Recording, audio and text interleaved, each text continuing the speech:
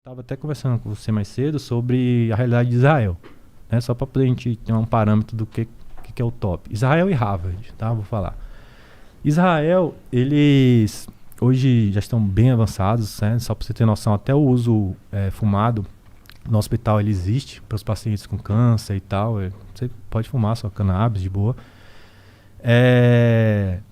Lá eles fazem uma biópsia, digamos assim, né? Tem alguns centros que fazem a biópsia do câncer e aí coloca esse tecido em contato com várias espécies de cannabis e vê qual que é a espécie que reage melhor a esse tipo de câncer, né? E aí fornece essa espécie especificamente para esse paciente. Ah, da hora.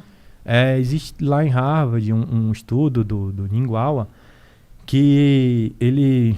Lá Harvard é foda, né? Daí Harvard já é com nanodrones, né? Caralho, então, nanodrones, parece muito futuro. Drones, do qual eles pegam alguns componentes da cannabis, principalmente flavonoides, e aí eles direcionam esses componentes para células cancerígenas e conseguem reduzir tumor e, em alguns casos, até extinguir tumor numa fase pré-clínica ainda, ou seja, Caralho, em ratos, que foda. animais, né? Então, uma parada do futuro total, entendeu? Então e por que isso funciona? Por que cannabis funciona? Porque ela é totalmente diferente de outras substâncias químicas rotineiramente usadas como medicamentos que geralmente atuam em uma única via metabólica. Então, geralmente um fármaco, ele atua naquele receptor X e promove o efeito Y, certo? Isso é o chamado mecanismo de ação dele.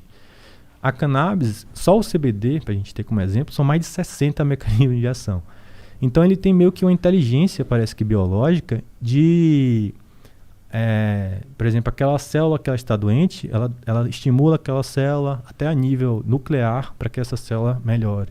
Né? A célula que não está doente, ele não tem uma influência nessa célula. Né? Então, ele tem muitas vias biológicas para poder conseguir fazer isso, diferente dos remédios convencionais, que geralmente é uma via metabólica. Você chegou a estudar um pouco sobre a história da cannabis na humanidade? Da onde surgiu? Quem foi o primeiro cara que cultivou essa porra?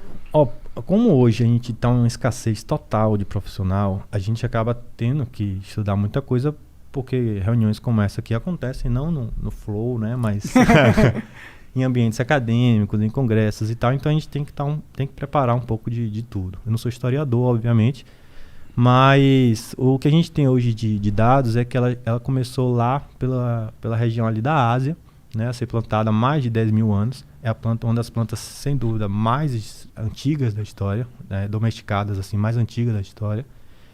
E de lá ela começou a se espalhar para diversos locais, né? Egito, China, Índia e até aqui também América, África e tal. Então, o uso dela como medicamento, ela tem mais de 5 mil anos. Ela está descrita lá na Índia, por exemplo, está descrita no Egito, está descrita na China, entendeu? Então, só não está no Brasil. Que aqui só 500 anos só, né?